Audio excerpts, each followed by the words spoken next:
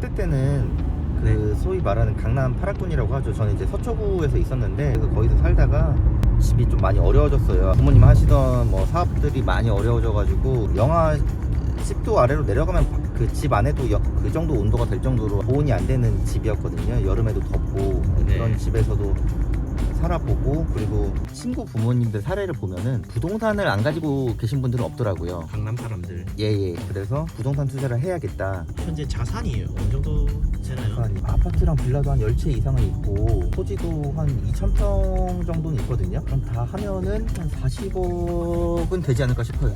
예를 들어 내가 이 집을 가지고 싶어요. 그럼 네이버상 나와 있는 매물은 8억 2천이죠. 네. 근데 경매는 물건이 얼마예요? 한 7억 6,600이죠. 심각할 정도로 싸게 사는 건 아니고요. 그래도 뭐 한 3천만 원에서 4천만 원 정도 싸게 받을 수 있어요. 피디님 혹시 거기 보이세요? 네. 포천에 공장이 진짜 많아요. 제가 오늘 포천 온 이유가 공장을 운영하시는 분들이 공장을 운영해서 번 수익보다 이 땅값으로 돈을 더 많이 벌었거든요. 공장을 볼 때 어떤 포인트로 봐야 되는지 좀 그 부분을 나가서 이제 설명을 드리려고 해요. 그리고 여기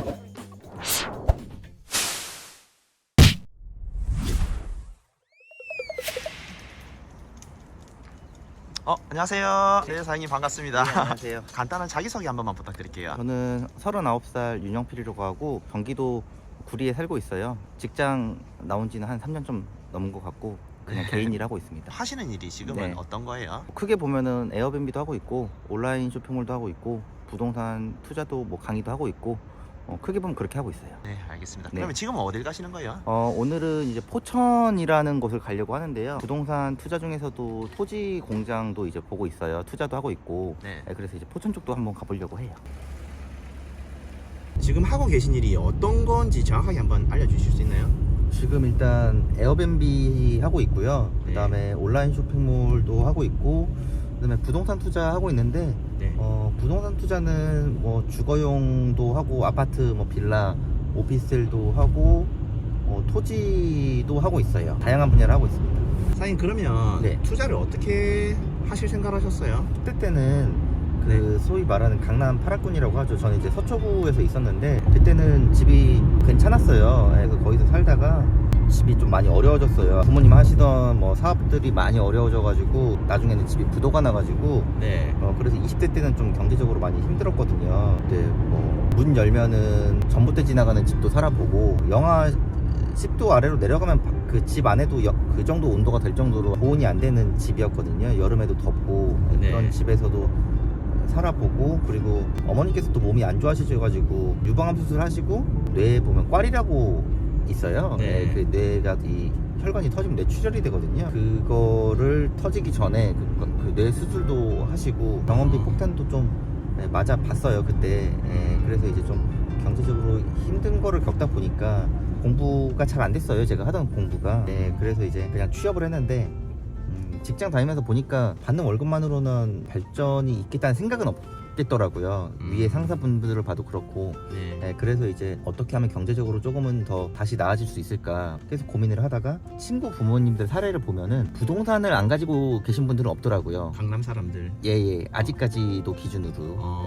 그래서 부동산 투자를 해야겠다. 그래서 공부도 많이 하고 강의도 많이 들으러 다니고 현장도 많이 다니면서 그러면서 부동산 투자를 시작했어요. 실례가 된다면 네. 현재 자산이 어느 정도 되나요? 자산이요? 아파트랑 빌라도 한 10채 이상은 있고 토지도 한 2,000평 정도는 있거든요. 그럼 다 하면은 한 40억은 되지 않을까 싶어요. 가치는 더 오르겠죠. 가치가 오를 자산만 사서 가지고 있습니다. 근데 그에 비해서 네. 자동차나 이런 데는 네. 뭐 투자를 안 하시는 것 같은데. 일단은 제가 차에 관심이 없고요. 저는 항상 이제 많은 분들한테 얘기하는 게 고정비의 비중을 줄이라고 해요. 자동차 비중이 크죠. 그리고 좀 불필요한 소비, 예를 들어 뭐 명품, 골프도 좀 비싸고 좀 목적 없는 해외여행 그런 거를 안 하려고 하기 때문에 차도 좋은 거를 안 끄는 것도 있고, 저는 차는 그냥 굴러만 가면 된다는 주의이기 때문에 그러면 그 얼마로 이제 시작을 하신 거예요? 이제 신용대출 이제 마이너스 통장으로 시작을 했어요. 그 첫 번째 투자는 수도권에 오피스텔을 했어요. 그때 3룸 오피스텔을 했고 500만 원 정도에 샀었어요. 그때 당시에는 가능했어요.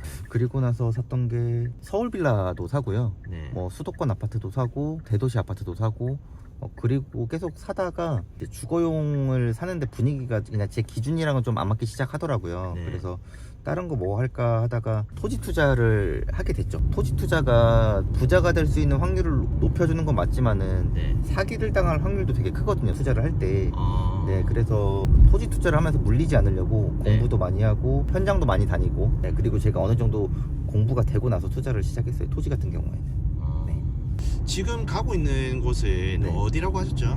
오늘 이 공장 보러 갈 거예요. 네, 그래서 포천 공장 어떤 부분을 보면 좋은지 제가 좀 이제 말씀도 드리고, 일단은 가기 전에 제가 이제 베이커리 카페도 자주 가거든요. 네. 베이커리 카페를 자주 가는 이유는 이 베이커리 카페에서도 장사가 잘 되는 지역들도 있고 좀 잘 안 되는 지역들도 있거든요. 잘 되는 지역은 왜 잘 되는지 그런 입지도 좀 보고 카페 안에서 경매 물건도 조금 검색해 보면서 좀 설명도 해드리려고 해요. 맛이 어때요? 맛있어요.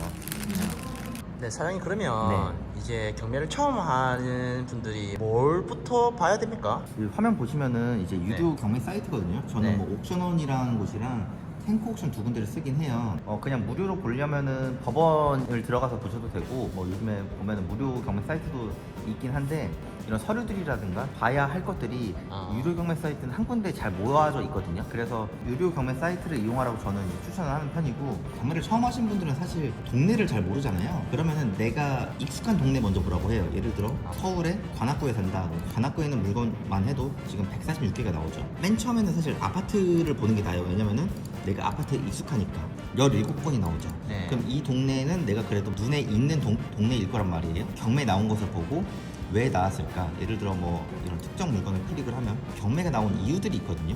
경매가 나오는 이유는 결론적으로는 일반적으로 빚을 못 갚아서 나오는 경우가 거의 대부분이란 말이에요. 네네. 그러면은 원인을 파악을 하고 시세 대비해서 비싸게 받았는지 싸게 받았는지, 싸게 받았으면은 시세 차이가 어느 정도 남는지, 그런 거를 처음에는 이제 공부도 하는 거지만은 제일 좋은 공부는 저는 남들이 낙찰 받은 내역을 보고 공부를 하라고 해요. 그러면 그분들이 이런 큰 돈을 투자하는 이유가 다 있을 거거든요. 네. 그래서 남들의 사례를 보고 공부부터 해라. 저는 이 얘기부터 말씀드려요. 실제적으로 초보자들이 경매를 해서 이 물건을 내가 하나 가지고 싶다 그렇게 했을 때 뭐 절차라든지 이런 게 너무 궁금하거든요. 예를 들어 이제 결혼을 앞두는데 네. 실거주 집을 선택한다고 볼게요. 보통 일반적으로 아파트를 사죠. 네. 아파트를 한번 봐볼게요.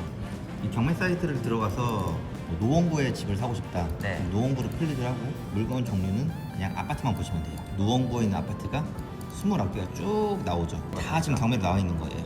예를 들어 내가 이 집을 가지고 싶어요. 이 집을 클릭을 하면은 평수와 위치와 가격이 나오잖아요. 평수를 보고 싼지 비싼지 네. 모르죠. 네. 그럼 이걸 맨 처음에 어디를 들어가서 보냐?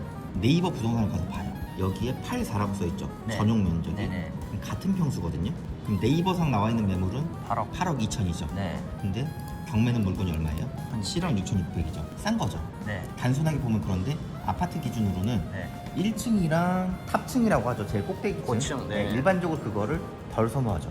왜? 1층은 채광도 그렇고 자꾸 지나가는 사람들이 보이니까 별로 좋아하진 않잖아요. 그리고 탑층은 곰팡이라든가 이런 문제 때문에 사람들이 중간층을 선호를 하는 경향은 있어요. 네. 그럼 이걸로도 가격이 조금 비교는 되겠죠. 아. 근데 지금 경매 나온 물건은 10층이죠. 8억 2천짜리는 1층이죠. 10층은 더 비싸겠네요. 10층은 더 비싸다는 거죠. 그럼 이거를 이 가격에 사면은 싸게 네. 받는 건 맞는데 네. 아파트 기준으로 뭘 봐야 되냐, 여기서 수리가 됐냐 안 되냐 이것도 따져는 봐야 돼요. 단순하게 봤을 때 이렇게 보면 되는 거고, 보증금은 들고 입찰을 해야 돼요. 보증금이 10%죠. 7,664만 원 이상은 우리가 일반적으로 수표로 가져가거든요. 네. 입찰하기 전에 법원 같은 데 가면은 대출 해주시는 분들이 있어요. 대출 상담사 분들이. 그분한테 물어보면은 대출 한도가 나올 거예요. 네. 그럼 그거는 파악하고 들어가서 최저 입찰금의 10%는 내가 수표를 들고 가요. 낙찰이 됐으면은 네. 법원에서 낙찰 영수 확인증 같은 걸 줄 거예요. 네. 그거를 가지고 이제 은행 같은 데 가서 일반적으로 대출을 받죠. 현금으로 네. 일반적으로 사는 사람 드무니까 잔금 납부를 하면은 소유권 이전이라는 게 돼요. 네. 그럼 그때부터 내 집이 되거든요. 네. 근데 경매는 뭐가 있냐? 원래 아, 집주인, 이전이요? 소유자. 아, 네. 근데 내 소유가 되는 건데 지금 누가 살고 있죠? 전 집주인이 살고 있는 거죠. 8, 90%는 대화로 해결이 가능해요. 대화로. 근데 대화로 해결이 안 될 수도 있잖아요. 네. 끝까지 가면은 강제 집행이라 그래가지고 법원에서 이제 사람들이 나와서 짐을 빼는 행위를 할 수 있지만은 그것까지 가는 경우는 되게 드물고, 혹시 모르니까 네. 뭐든지 경매는 최악의 삶까지 고려를 해서 네. 투자를 하는 거죠. 심각할 정도로 싸게 사는 건 아니고요. 네. 그래도 뭐 한 3천만 원에서 4천만 원 정도 싸게 받을 수 있어요. 경매를 맨 처음에 하시는 분들 제가 항상 드리고 싶은 말은 너무 어렵게 생각만 하지 않았으면 좋겠어요. 유튜브라든가 이런 데 보면은 되게 네. 좀 자극적으로 나온 내용들이 있긴 있거든요. 네. 그런 내용들은 실제로 일어나는 100건 중에 한두 건 될까 말까예요. 솔직히 말씀드리면. 예. 그러니까 너무 겁먹지 마시고 좀 교육을 받으시고 아니면 책을 보고 공부를 많이 하셔서 조그만 거라도 시도를 해보셨으면 좋겠어요. 그러면 네. 이제 좀 수강생들 금액들이 막 천차만별일 거잖아요. 네, 가지고 네, 있는 네, 게 그 금액대별로 어떤 걸 좀 하면 좋은지 추천을 좀 해주신다면. 일단은 한 5천만 원 언저리 있으신 분들은 실거주가 있다는 기준으로 치면은 서울 외곽 쪽에 저렴한 빌라를 해서 시세 차익을 가져가는 걸 추천을 드리고 1억 언저리 있다 그러면은 서울에서 그나마 입지 조금 괜찮은 빌라 있거든요. 그런 거나 경매에서도 지분 경매 같은 게 있어요. 네. 네, 그런 거를 하셔도 되고 한 3억 정도 넘어간다 그러면 공장 쪽을 해서 월세를 받아서 그 이자를 좀 메꾸는 형식으로 그렇게 보는 것도 괜찮은 것 같아요.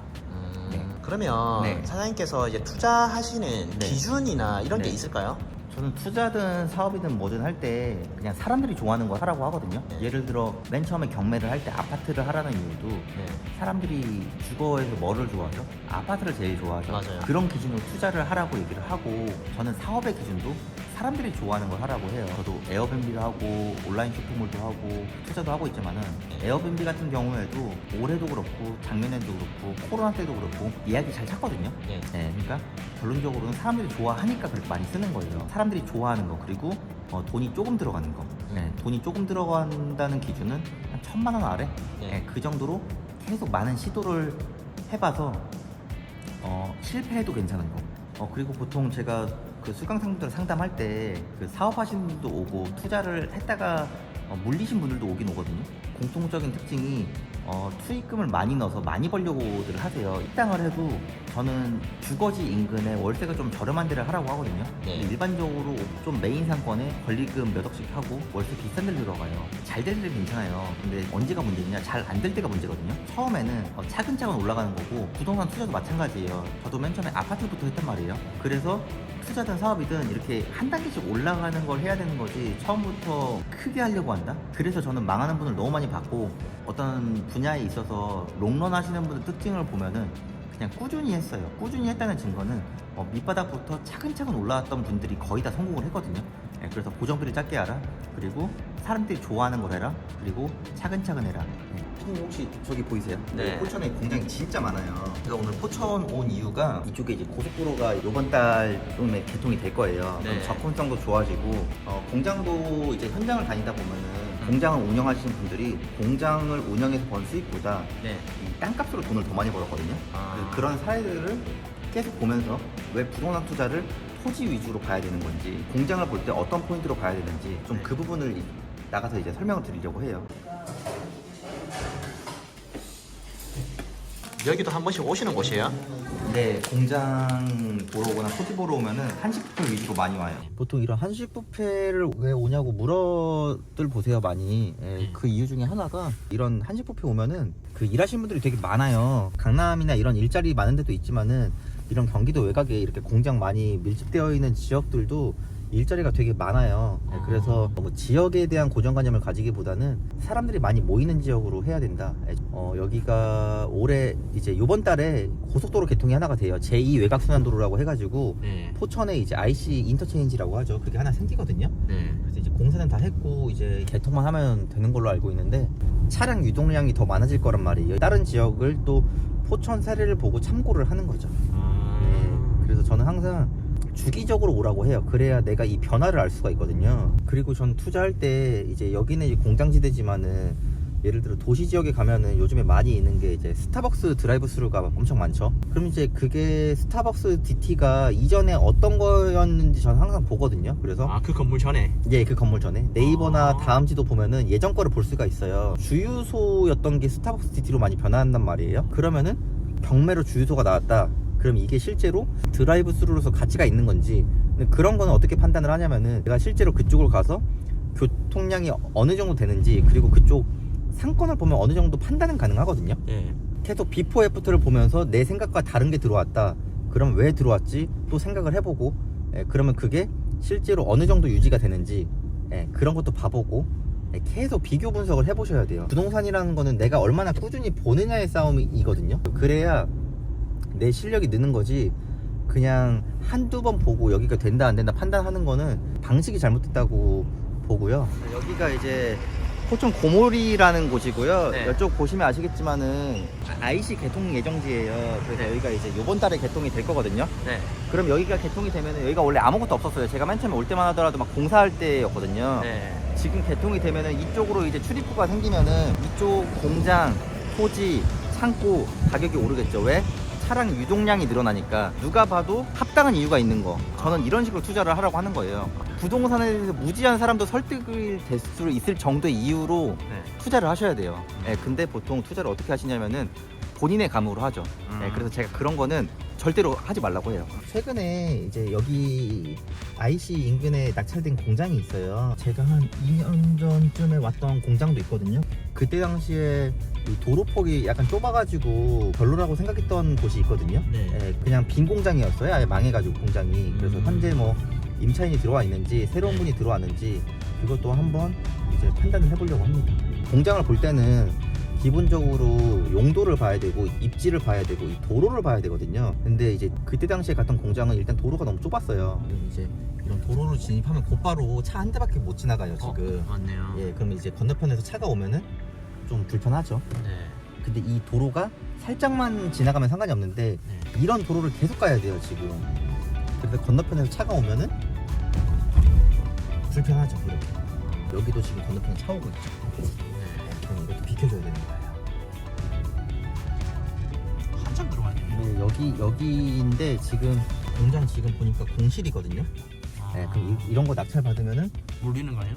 물리는 것도 좀 난감한 거죠. 왜냐면 이게 절대 금액도 크거든요. 그때 당시에 제 기억으로 10억 이상은 됐어요 이 공장이. 예. 저 정도 금액을 차라리 조금 입지 좋은 지역에 조금 작게라도 샀다?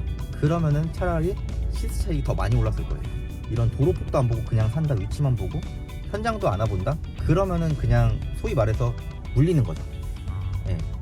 사장님 그러면 네. 이거 수강생들 중에서도 네. 나뉠 거잖아요. 잘하는 사람이 있고 못하는 사람이 있고 네네. 그런 사람들의 좀 특징이나 이런 게 있나요? 일단은 잘 되신 분들의 공통적인 특성은 그냥 행동하시는 분들이 잘 됐어요. 그리고 잘 안 되신 분들은 결론적으로 보면 행동보다는 핑계를 많이 대시더라고요. 예, 그래서 그냥 되돌아 봤을 때 이제 제가 상담도 많이 하고 그러면서 느끼는 점은 어떻게 보면은 저보다 힘든 케이스는 없었던 것 같아요. 근데 자꾸 이제 뭐 시간이 없다, 뭐 여러 가지 핑계를 대시면서 뭐 행동들을 잘 안 하시는데 잘 되시는 분들은 이제 어느 정도 시킨 대로 하고 행동을 하는데 잘 안 되시는 분들은 행동하는데 주저를 너무 많이 하세요.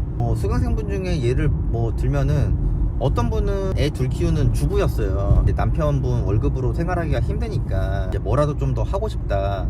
그래서 500만원, 1000만원 들고 와서 에어비앤비도 하고 온라인 쇼핑몰도 하고 있고, 그래서 그분이 한 달에 한 200에서 300 정도는 꾸준히 벌고 있거든요. 그리고 뭐 다른 분은 사기를 먹어서 신용불량자가 됐어요. 그분은. 예, 그래서 그분도 돈이 거의 없었거든요. 그래서 그분도 맨 처음에 에어비앤비로 시작을 해가지고 시키는 대로 하니까 한 달에 한 200 정도 벌고 있어요 지금도. 그래서 그분도 소액으로 그렇게 시작을 했고 지금도 뭐 경매도 저한테 배우고 있고 쇼핑몰도 저한테 배우고 있거든요. 꾸준히 유지가 되려면은 내가 행동을 하면서 또 다른 노력을 계속 해줘야 되거든요. 예, 그래서 일단 행동부터 강조를 해요. 사장님 그러면 네. 이제 마지막으로 네. 이 영상을 보고 계실 분들에게 이제 해주고 싶은 말이 있다면 한마디 해주시겠습니까?